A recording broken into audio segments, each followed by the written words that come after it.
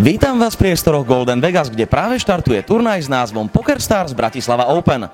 Buy-in do tohto turnaja je 275 € a garancia na výhry 40 000. Na hráčov už čakajú 40-minútové blindy a začiatočný stack 30 000.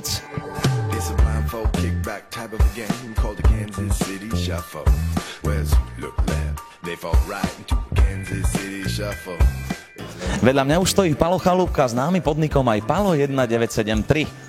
Čau Palo, ako sa ti darí dnes? Nazdar. No, turnaj práve začal, takže zatiaľ sa vlastne oťukávame. Je to pomerne deep, takže nič moc sa nestalo. Čo si zatiaľ zistil o svojich protihráčoch na stole? No, jeden pán sa pomerne rýchlo odházal a proste neskutočne a bol som celkom rád, lebo sme mali jeden spot set over set a stálo ho to asi 5000. No, tak som bol vtedy rád, ale potom, keď som videl, čo ďalej vyprodukoval, tak som bol trošku naštvatý, že mi to nedal celé mne. Ty hrávaš okrem turnajov aj cash, to znamená, že keď dnes vypadneš, pôjdeš na cash? No, je to možné. Prišiel som s kamarátom tu z Viedne, takže ak on bude dlhšie v turnaji, tak asi si nejakú tú chvíľu skrátim, ale neviem, ešte som vlastne v Bratislave nehral cash, takže... Ty žiješ v Rakúsku, to znamená, že častejšie aj hrávaš v Rakúsku naživo, respektíve teda iba v tom Casino z Austria, ale chodíš aj po svete, kde všade si bol za pokrom? No, hrával som teda v Rakúsku, no. Ale tak bol som v Las Vegas, zahral som si main event, bol som na Bahamách, boli sme, samozrejme, treba spomenúť aj Rozvadov, ktorý vlastne pomaly sa dostáva na fakt európsku úroveň, turnaje sú veľmi kvalitné, už menej kvalitne usadené samozrejme, takže vlastne je to taký raj. Bohužiaľ z Viedne je to asi 500 km, takže není to práve za rohom. Ty trochu sleduješ aj slovenskú pokrovú komunitu a prispievaš aj na fóra.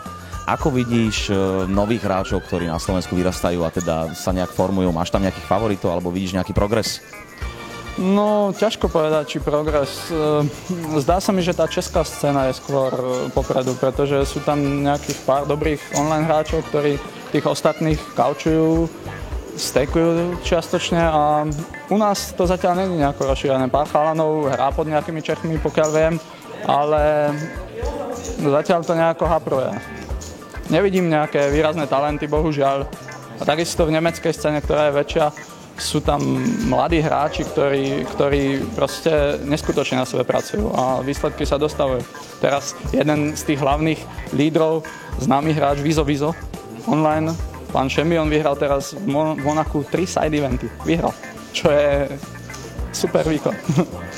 Break sa skončil, my musíme Pala už pustiť. Ďakujeme za vyčerpávajúci rozhovor a nech sa ti darí v turnaji. Díky moc, majte sa. Turnaj s názvom PokerStars Bratislava Open teda úspešne odštartoval v ňom 1A. Zajtra, čiže v piatok 17. mája je pripravený deň 1B, v sobotu 18. je deň 2 a na tých najlepších už čaká v nedeľu finále. A my budeme pri tom. Sledujte náš YouTubeový kanál PokerList TV alebo si nainštalujte mobilnú aplikáciu PokerList, kde nás nájdete tiež. Tam sa dozviete všetko zo sveta pokru. Dámy a páni, vidíme sa v nedeľu.